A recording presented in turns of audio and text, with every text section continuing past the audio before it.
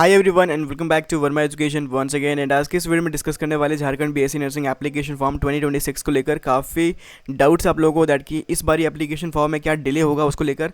तो यहाँ पर काफ़ी अच्छा गुड न्यूज़ है दैट कि आपका एप्लीकेशन फॉर्म जो है ना वो टाइमली ही रिलीज़ होने वाला है। उसको लेकर मैं यहाँ पर इस वीडियो में बताऊँगा दैट कि एग्जामिनेशन डेट क्या रहने वाला है, उसके अलावा एलिजिबिलिटी, स्टाइपेंड, स्कोप, दैट कि अगर तो आप बीएससी नर्सिंग करते हो झारखंड से तो आप फ्यूचर में क्या बन सकते हो, क्या गवर्नमेंट एम्प्लॉय बनना उतना आसान है जितना लगता है, एंड क्या प्राइवेट में अगर हम लोग जॉब करेंगे तो कितना मिल सकता है एंड मोर लाइक। ठीक है, तो सबसे पहले हम लोग यहाँ पर जो है ना यहाँ पर आपको बता देना चाहता हूँ कि एलिजिबिलिटी क्या होती है। ठीक है, तो बहुत सारे लोग को यहाँ पर एलिजिबिलिटी को लेकर काफ़ी डाउट रहता है। बिहार वाले स्टूडेंट पूछते हैं दैट कि बिहार वाले गवर्नमेंट सीट्स के लिए एलिजिबल है क्या, तो नहीं। तो झारखंड से जो भी बिलोंग कर रहे हैं, ठीक है, झारखंड से जो भी बिलोंग कर रहे हैं वो लोग जो है ना गवर्नमेंट सीट्स के लिए एलिजिबल हैं। उसके अलावा बिहार वाले प्राइवेट सीट्स के लिए एलिजिबल हैं। क्लास 12 में आपका फिजिक्स, केमिस्ट्री, बायोलॉजी रहना चाहिए over 45% marks for SC ST और 50% marks for OBC and general category के लिए। उसके अलावा एलिजिबिलिटी क्या हो सकता है, तो मिनिमम एज आपका 17 साल होना चाहिए और मैक्सिमम एज जो है ना वो 35 होना चाहिए। मतलब कि 17 से 35 के बीच आपका एज रहना चाहिए, तभी जो है ना आप इस कोर्स के लिए, इस एग्जामिनेशन के लिए एलिजिबल रहेंगे। उसके अलावा मेडिकल फिट आपको रहना चाहिए, मतलब मेडिकली आप जो ना फिट होंगे तभी आपको यहाँ पर जो है ना एक तरीके से कॉलेजेस मिलेंगे।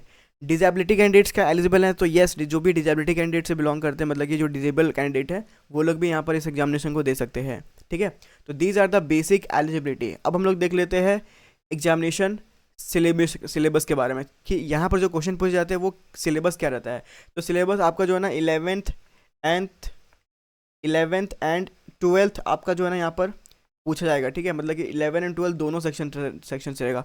तो सिलेबस को लेकर काफ़ी डाउट रहता है दैट कि कौन सा चैप्टर हम लोग मोस्टली पढ़े। ठीक है, तो देखो, अगर आपको रैंक अच्छे लाने हैं, 100 के रैंक 100 रैंक के अंदर आने, या फिर 50 रैंक के अंदर आने, या फिर 30 रैंक के अंदर आने, तो आपको जो ना कंप्लीट सिलेबस करना पड़ेगा। वैसे आपको बस क्वालिफाई करना है तो आप ओनली 12th कर लोगे ना, ओनली 12th पढ़ लोगे तो क्वालिफाई हो जाओगे। ठीक है, बहुत सारे लोग बोलते हैं मुझे प्राइवेट कॉलेजेस चाहिए और मुझे क्वालिफाई करना है, तो आप जो है ना ओनली 12th कंप्लीट करो। वेयर जिनको रैंक चाहिए वो 11th एंड 12th दोनों कंप्लीट करेंगे। मेक्स और बहुत सारे पॉपुलर कॉलेजेस हैं, और पॉपुलर कॉलेजेस में एडमिशन लेने के लिए भी ना आपको रैंक लाना पड़ेगा, भले वो प्राइवेट है, like Tata main hospital and more like, जो मैं आपको आगे चलकर बताऊंगा। तो एग्जामिनेशन सिलेबस के लेकर कोई डाउट नहीं रहना चाहिए। 11 एंड 12 जो है ना आपका रहने वाला है। और यहाँ पर बात करते हैं नीट वालों के लिए, तो मोस्टली आप लोग जो है ना नीट यूजी एस्पायरेंट्स हैं। ठीक है, तो नीट यूजी एस्पायरेंट्स को क्या करना चाहिए, तो वो लोग जो है ना अपना जो भी सिलेबस पढ़े है वही पढ़ना है और कुछ एक्सेसिवली नहीं करना है। बस आपको कम से कम जो है ना लास्ट के 10 ईयर को PYQ जो है ना वो जरूर से कर लेना है, क्योंकि PYQ जो है ना वो रिपीट्स होते हैं। ठीक है, PYQ जो है ना वो रिपीट होते हैं, लास्ट 10 ईयर PYQ जो है ना आपको जरूर से करके जाना है। और मल्टीपल मॉक टेस्ट आप चाहे तो लगा सकते हो। मॉक से क्या होता है, मॉक से आपका जो है ना यहाँ पर एक तरीके से क्वेश्चन का एक्यूरेसी बढ़ता है, मतलब क्वेश्चन अटेम्प्ट करने की एक्यूरेसी बढ़ती है। वो सारी चीज़ें हमारी ऐप के अंदर अवेलेबल है, you can check it out right now. तो हम लोग ने देख लिया एग्जामिनेशन सिलेबस के बारे में, अब एग्जामिनेशन पैटर्न के बारे में जानते हैं। ठीक है, तो आपको पता है दैट कि फिजिक्स, केमिस्ट्री, बायोलॉजी, ये 3 सब्जेक्ट ग्रुप से आपके एग्जामिनेशन रहने वाले हैं, जिसमें फिजिक्स से 50 क्वेश्चन रहेंगे, केमिस्ट्री से भी 50 क्वेश्चन रहेंगे, और बायोलॉजी से भी यहाँ पर जो है ना 50 क्वेश्चन पूछे जाएंगे। तो 150 नंबर का टोटल जो है ना यहाँ पर एग्जामिनेशन रहने वाला है। ठीक है, उसके अलावा आपको यहाँ पर +1 अगर आप एक सही करते हो तो, और अगर आप गलत करते हो तो यहाँ पर नेगेटिव मार्किंग नहीं है। ठीक है, मतलब कि जीरो एक तरीके से कह सकते हैं ऐड ऑन होगा, या फिर जीरो डायरेक्शन होगा। मतलब कि अगर आप तो गलत करोगे तो वो जीरो एक तरीके से माना जाएगा, या फिर कह सकते हैं मान लो आपने 100 अटैम्प्ट किया तो 100 में जितने भी सही हो उतने मिलेंगे, बाकी आपको एक तरीके से कह सकते हैं नहीं मिलेंगे।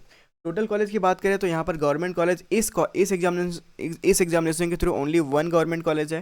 ठीक है, प्राइवेट कॉलेजेस की बात करें तो 167 प्राइवेट कॉलेजेस हैं नियर बाई।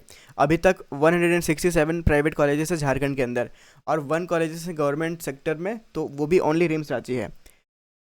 स्कोप की बात करें तो फ्यूचर में आप जो है ना यहाँ पर बहुत सारी अपॉर्चुनिटी यहाँ पर पा सकते हो।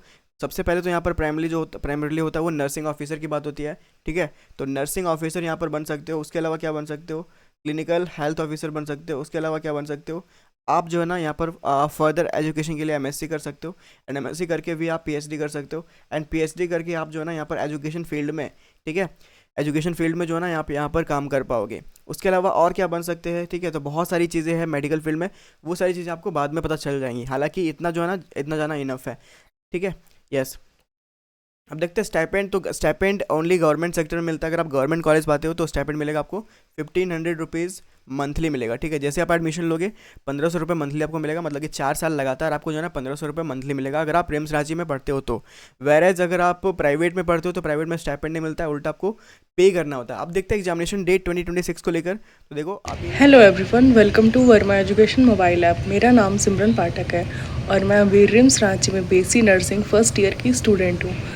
अगर आप झारखंड बीएससी नर्सिंग 2026 की प्रिपरेशन कर रहे हैं तो मैं आपको रोड मैप 2.0 2026 बैच के बारे में बताना चाहती हूँ। इस बैच के अंदर आपको मिलता है chapter wise full syllabus test series, 30 year previous year question paper जो हर साल रिपीट होते हैं, शॉर्ट नोट, क्विक रिवीजन के लिए और टेस्ट पीडीएफ के सॉल्यूशन। और सबसे इम्पॉर्टेंट बात, अगर आपका सिलेबस कंप्लीट हो चुका है तो आप इस बैच से रिवीजन कर सकते हैं, जो कि आपको बहुत ही इफ़ेक्टिवली हेल्प करेगा। मैं भी अपना लास्ट ईयर इसी बैच से टेस्ट और मॉक सीरीज़ दिया था और ऑनेस्टली जिससे मेरी मार्क्स बहुत ही इम्प्रूव हुई थी। तो अगर आप सीरियस हो अपने सिलेक्शन को लेकर के तो आज ही इस बैच को ज्वाइन करो और अपनी प्रिपरेशन को नेक्स्ट लेवल पे लेके जाओ। कि जो पेंडिंग एग्जामिनेशन थे, तो 4 पेंडिंग एग्जामिनेशन थे, चारों पेंडिंग एग्जामिनेशन जो है ना यहाँ पर जुलाई तक ख़त्म हो जाएगा, ठीक है। जुलाई 2 जुलाई तक, यहाँ सॉरी 5 जुलाई तक जो है ना आपका यहाँ पर एग्जामिनेशन सारे के सारे ख़त्म हो जाएंगे। मतलब कि एक तरीके से कह सकते हैं कि 5 जुलाई तक यहाँ पर जो है ना ख़त्म हो जाएगा। तो आपका एग्जामिनेशन फॉर्म जो है ना वो मोस्ट प्रोबेबली चांसेस है दैट कि 10 से 20 जून के बीच यहाँ पर एक्सपेक्टेड है, ठीक है, कि रिलीज़ हो जाए। और आपका एग्जामिनेशन जुलाई में जिस तरीके से लास्ट टाइम 27 जुलाई को हुआ था, इस बारी भी आपका एग्जामिनेशन जो है ना जुलाई में होने के पूरे पूरे चांसेस है। तो वेट कर लो थोड़ा सा, ये 10 से 20 जून एक्सपेक्टेड है। इट कैन बी अर्ली, अगर अर्ली भी रिलीज़ हो सकता है तो मतलब कि जल्दी भी रिलीज़ हो सकता है और थोड़ा बहुत डिले भी हो सकता है, लेकिन जुलाई में रिलीज़ नहीं होगा, ठीक है। 10 से 20 जून आप यहाँ पर एक्सपेक्ट मान के चल सकते हो दैट कि आपका एग्जामिनेशन फॉर्म रिलीज़ हो जाएगा, ठीक है। मिलते हैं अगली वीडियो में। Thank you for watching, have a nice day.